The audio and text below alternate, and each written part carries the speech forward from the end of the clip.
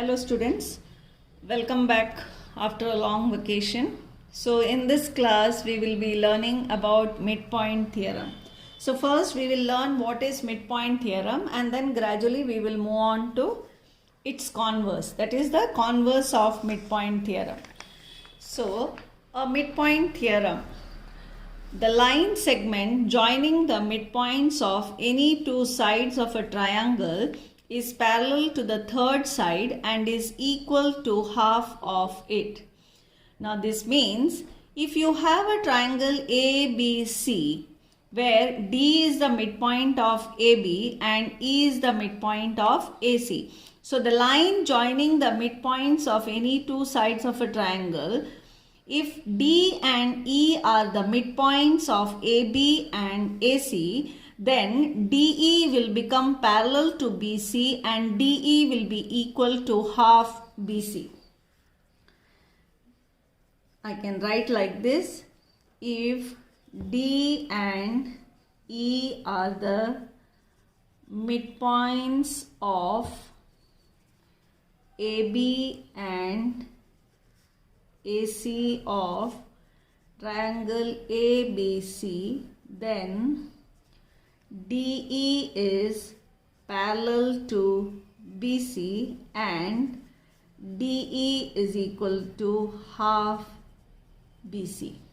So this is the condition. The condition here is D and E should be the midpoint of any two sides of the triangle and the line joining the midpoints will become parallel to the third side. This is the third side BC.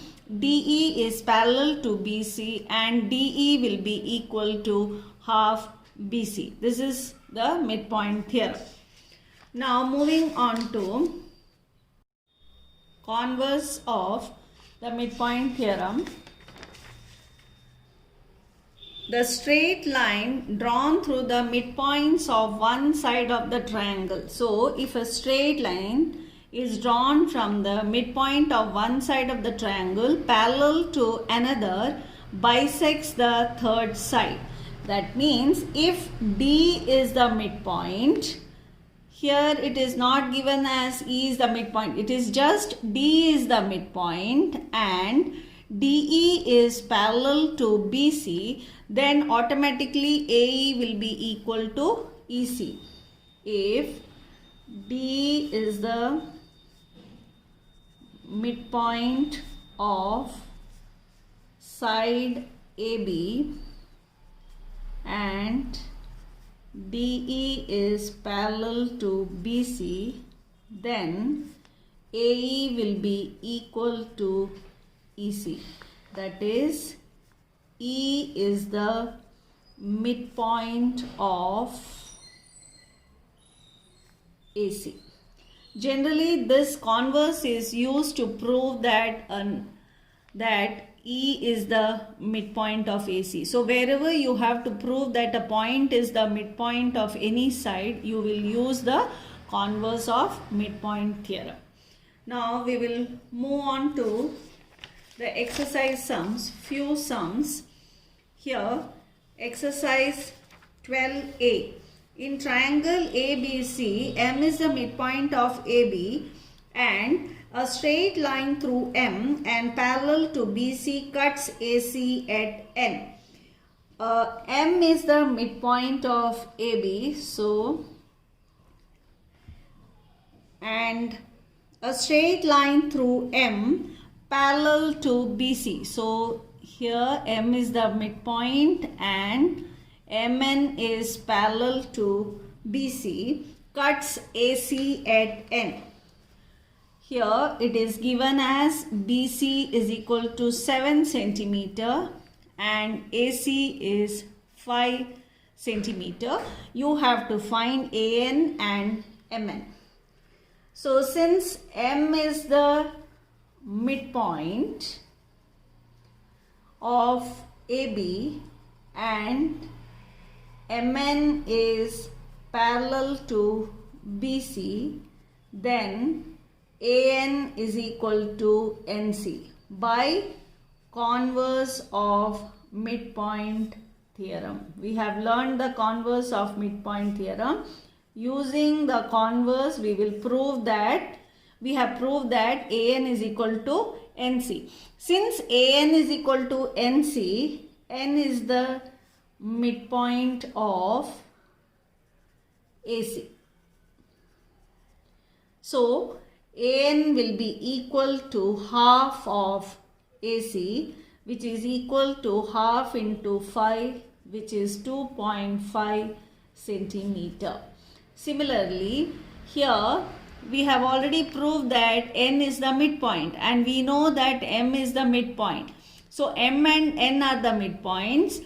MN will become parallel to BC and MN will be equal to half BC by midpoint theorem. So here we use the converse, here we are using by midpoint theorem.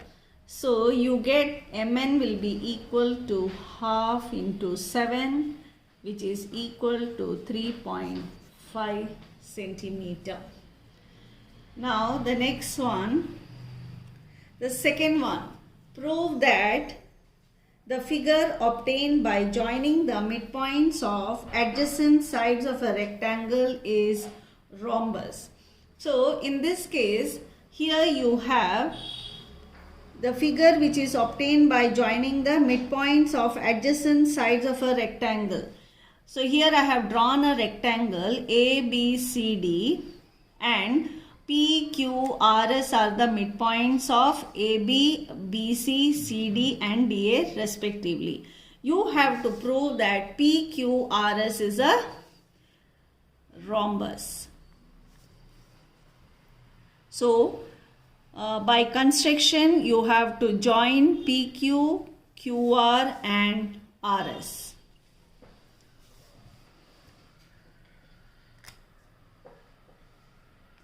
And we will join AC and BD also.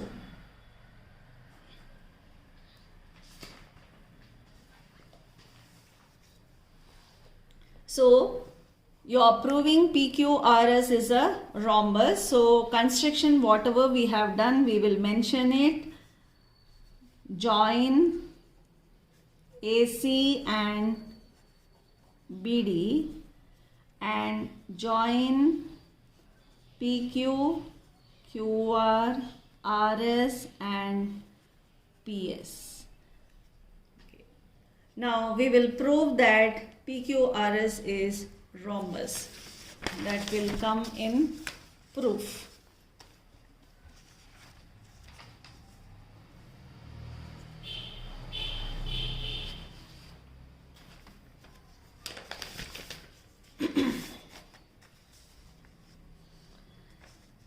Now observe this figure. In this you have two triangles ABC and ACD, which is divided by this diagonal AC. So first I will consider triangle ABC. In triangle ABC, P and Q are the midpoints. So PQ will be parallel to AC and PQ will be equal to half AC by midpoint theorem. So you can just mention P and Q are the midpoints of AB and BC. Therefore PQ will be parallel to AC and PQ will be equal to half AC. This is equation 1 and the reason here is by midpoint theorem.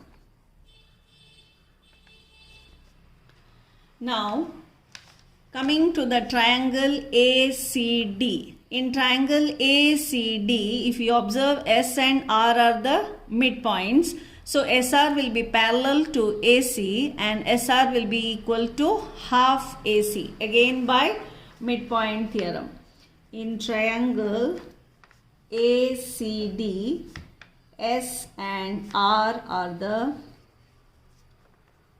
midpoints of AD and DC.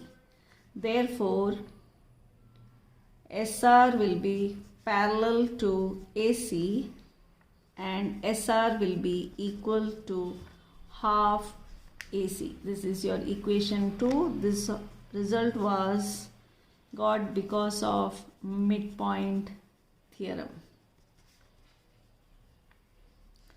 Now, if you observe this diagonal BD, now this diagonal BD divides a rectangle into two triangles. Now we will consider the triangle ABD. In triangle ABD, P and S are the midpoints and PS will be parallel to BD and PS will be equal to half BD. Once again, P and S are the midpoints. PS will be parallel to BD.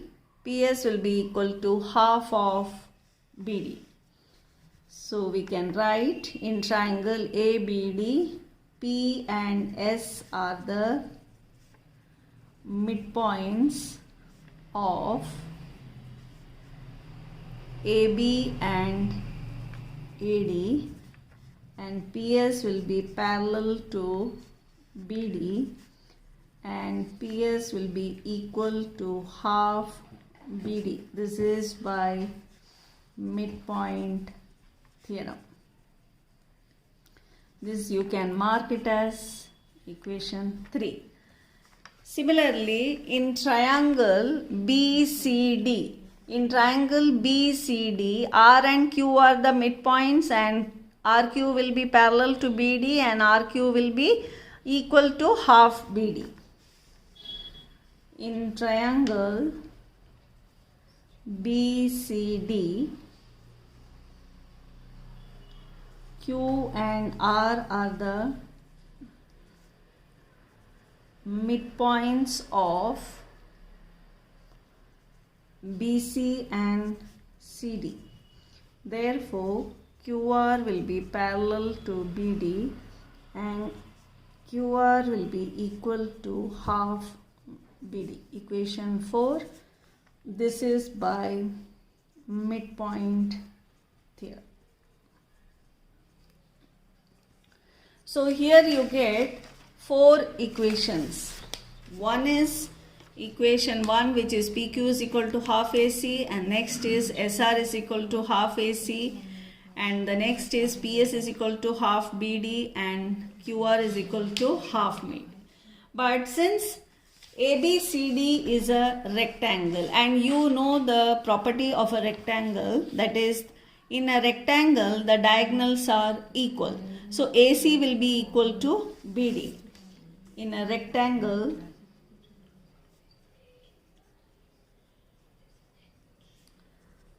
diagonals are equal. Therefore, AC is equal to BD and half AC will be equal to half BD.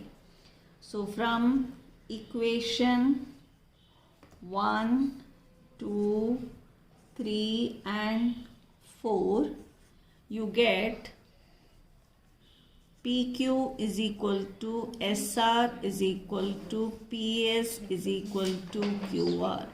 From these equations, here this is equal to half AC, this is half AC, half BD and half BD. Now PQ is equal to SR is equal to PS is equal to QR. So when all the sides are equal, we call it as a rhombus. Since PQ is equal to SR is equal to PS is equal to QR, therefore PQRS is a rhombus. Hence proved.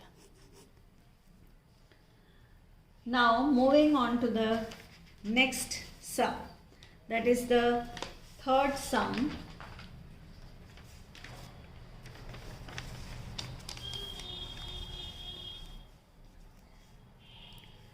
The question says D, E and F are the midpoints of the sides AB, BC and CA of an isosceles triangle ABC in which AB is equal to BC. You have to prove that triangle DEF is an isosceles triangle.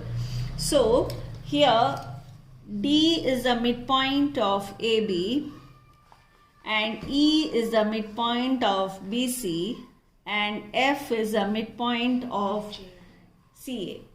You have to prove that DEF is an isosceles triangle. So you mention in the construction part, join DE, EF and DF. So this is your construction. Join DE, EF and DF. Now we will start the proof. Here one thing you should understand, this is an isosceles triangle and the side AB is equal to side BC. Now if you observe, E and F are the midpoints of BC and AC. E and F are the midpoints of BC and AC. So since these two are the midpoints, EF will be parallel to AB and EF will be equal to half AB. That is by midpoint theorem.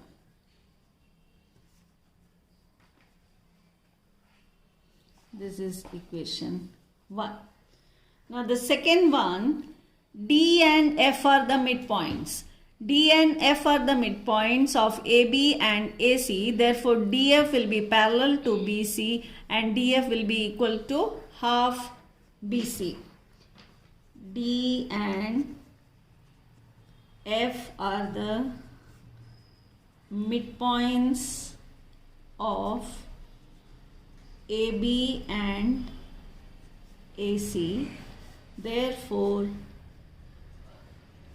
DF will be parallel to BC and DF will be equal to half BC. This is your equation 2 and this is by midpoint theorem. Now, but it is given AB is equal to BC. It is mentioned in the question that triangle ABC is an isosceles triangle where AB is equal to BC. So half AB will be equal to half BC. Now from equation 1 and equation 2. From equation 1, what is half AB? It is EF. And from equation 2, it is half BC, which is DF. So we come to a conclusion that EF is equal to DF. EF is equal to DF. Therefore, triangle DEF is an isosceles triangle. Hence, proved. Thank you, children.